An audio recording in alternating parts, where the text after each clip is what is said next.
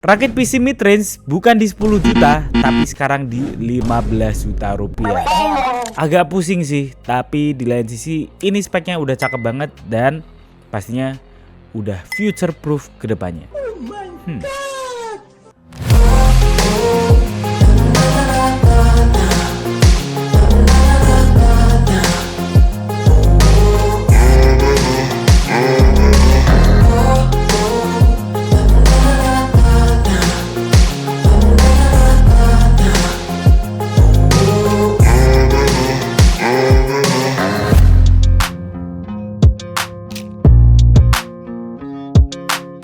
Halo teman-teman semua, aku Tasir Gana dari channel Tekdung, Teknologi Dung. Jadi kali ini kita bakal rakit PC mid-range. Kita bakal membahas rakit PC mid-range itu harganya makin naik ya. Jadi kalau rakit PC mid-range kita bisa lihat kalau kalian rakit PC di prosesor Core i5 ataupun Ryzen 5.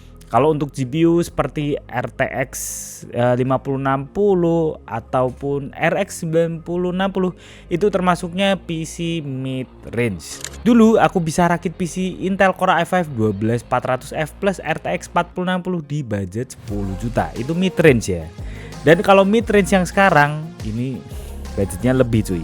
RTX 5060 di 57 jutaan, RX 9060 XT yang 16GB di 6 jutaan, mepet 7 juta. Prosesor pun juga ikut naik karena motherboardnya nggak murah ya teman-teman. Kayak B650 itu start from 1 jutaan, mepet 2 juta.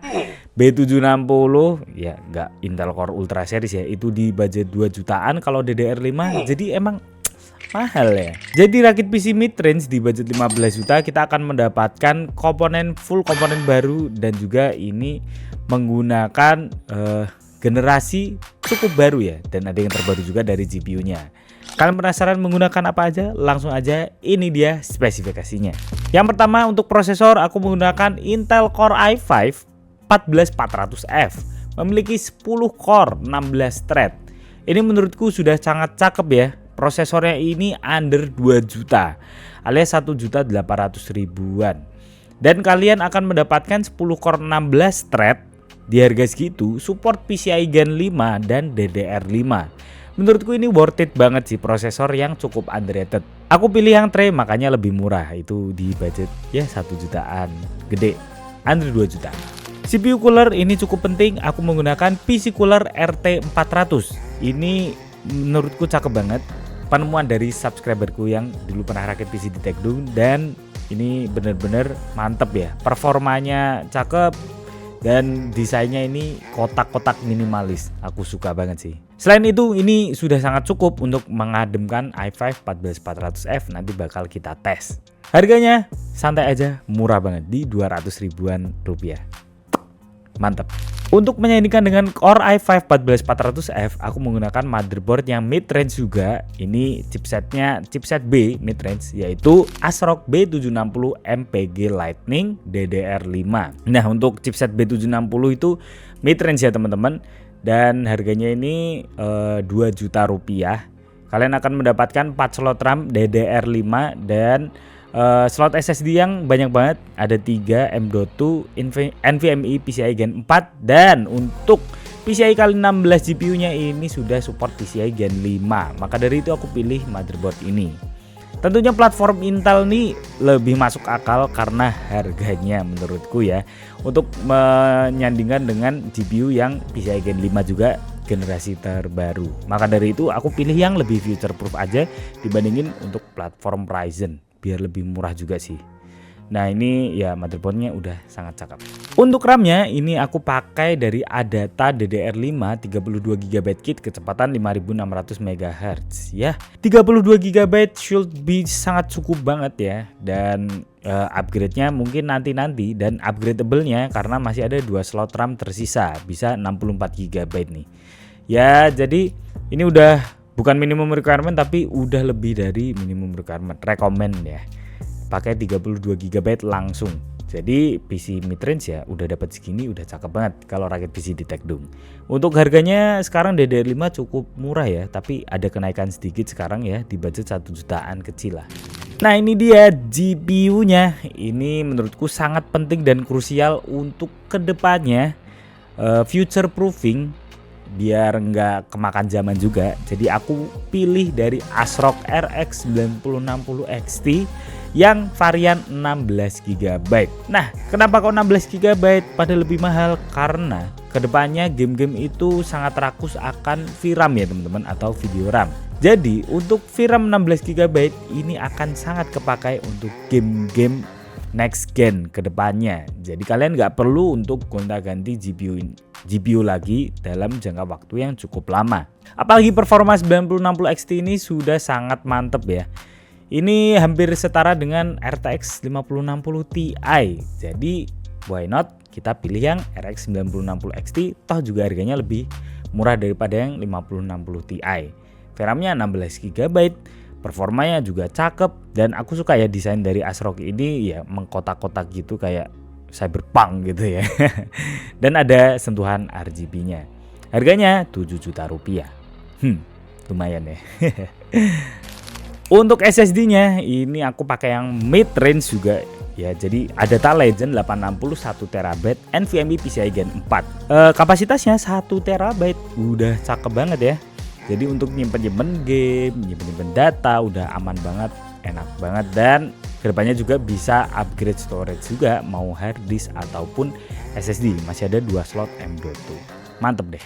PSU-nya aku juga pilihkan yang mid range, yaitu dari XPG Pylon 650W 80 plus bronze. Ini menurutku udah mantep ya di harganya, 80 plus bronze juga efisiensinya, dan dia sudah ada cybernetics dan lain-lain ya, udah mantep lah. Di budget segini sudah dapat 650W, kedepannya juga bisa upgradable GPU-nya kalau mau yang lebih boros. Ya tapi menurutku udah sangat cukup di 650W. Setidaknya kita bisa future proofing kedepannya. Harganya di kisaran 700 ribuan sampai 800 ribu ya, range gitulah. Untuk casingnya ini aku suka banget, ini dari Darkflash DB330M Mesh. Ya ini produk dari Darkflash ini underrated banget, harganya murah tapi kualitinya jos gandos dengan desain yang cakep benar menurutku. Aku juga berikan 3 fan, ini bukan include dari casingnya, ini dari Olympus Gamma F12 ARGB. Ini rekomendasiku yang selalu aku pakai kalau misalnya mau ada sentuhan RGB atau ARGB gitu. Nah untuk DB330M Mesh dari Darkflash ini depannya mesh ya, karena namanya mesh, dan ada sentuhan sisi yang cakep juga nih di bagian depan, menurutku menyambung di bagian samping kayak gini. Jadi desainnya bener-bener dibikin ya serius gitu. Selain itu di bagian bawah ini sudah ada PSU covernya, dan ini juga ada bagian penyambung juga. Pastinya ini nanti akan ditutup tempered glass. Di bagian dalam ini kita wajib MATX ya teman-teman, dan di dalamnya ini luas banget, kelihatan niat gitu untuk desainnya. Aku suka banget sama Darkflash ini. Harganya ini harganya murah banget ya, di 300 ribuan rupiah. Tapi kalian akan mendapatkan desain yang lebih dari itu untuk kemewahannya ya. Sangat dipikirkan banget. Dan aku sukanya ini di depannya mesh, karena kita menyematkan fan ini untuk angin segar bagian dalam intake-nya, dan di bagian belakang ini untuk exhaust. Jadi airflow-nya juga bagus. Untuk build quality ya di harganya cukup solid lah, tapi kan kita nggak mau pindahin kemana-mana juga kan kalau PC, jadi ya udah kayak gini aja. Nah itu dia untuk keseluruhannya. Jadi langsung aja, ini dia list harganya.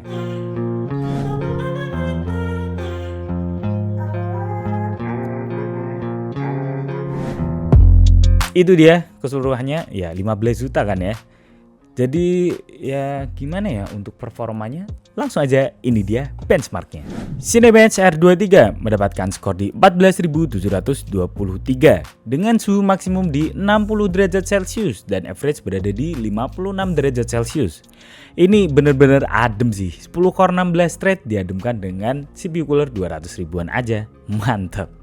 Premiere Pro 2023, video berdurasi 5 menit 4K 60 dapat dirender hanya 1 menit 59 detik saja. Wow, kenceng abis. Kombinasi i5 14400F dengan RX 9060 XT ini sih gokil. Valorant 1440p low kompetitif, kita mendapatkan FPS yang stabil di 300-an FPS.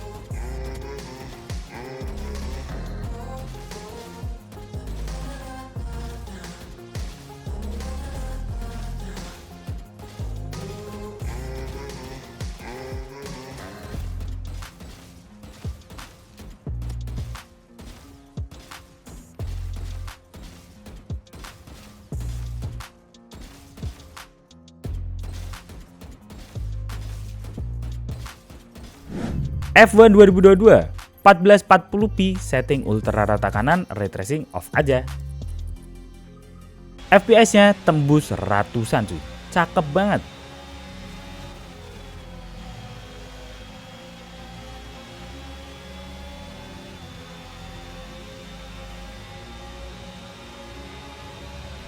Forza Horizon 5 resolusi 2K ultra rata kanan.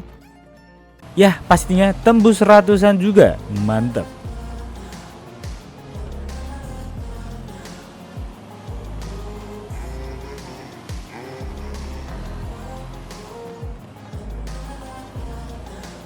God of War PC resolusi 2K ultra rata kanan.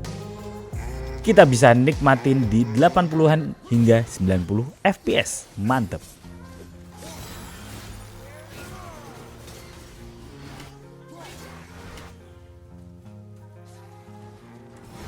Spider-Man Miles Morales resolusi 2K dengan setting high dan ray tracing on high. Kita mendapatkan FPS yang ganteng abis di 80-an FPS. Ini tanpa FSR ya. Beuh, cakep banget sih.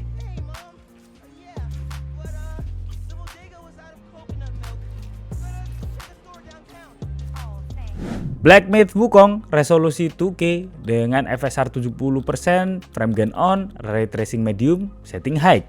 Kita mendapatkan FPS yang sangat playable di 40-an FPS. Ini ray tracing on loh. Wow, on AMD, cakep banget.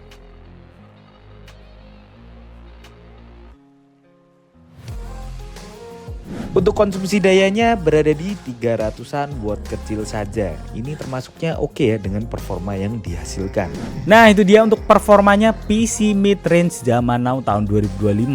Untuk harganya sih jujur bikin puyeng ya. Di 15 juta baru dapat PC mid-range. Tapi nggak apa-apa, emang ya begitulah zaman sekarang. Kalau semisal PC mid-range semakin lama semakin naik ya. Yang dulu bisa 10 juta sekarang 15 juta. Ya kita mendapatkan banyak hal yang bisa di-upgrade ke depannya. Contoh untuk RAM-nya bisa ke 64 GB, masih ada banyak slotnya.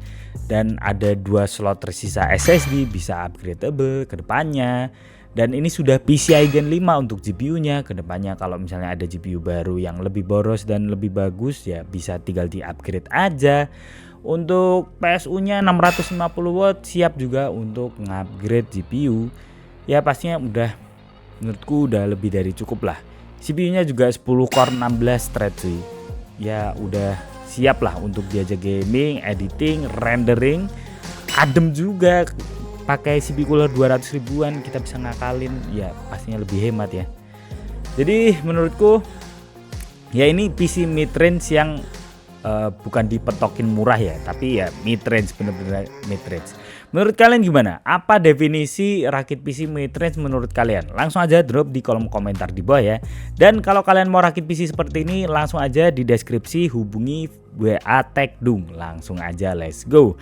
Kalian jangan lupa untuk like, comment, and subscribe Tekdung channel, dan jangan lupa untuk follow IG TikTok @tekdung. Jangan lupa follow ya teman-teman. Kita coba di lain kesempatan. Sekian dan goodbye. Mid range bos, mid range.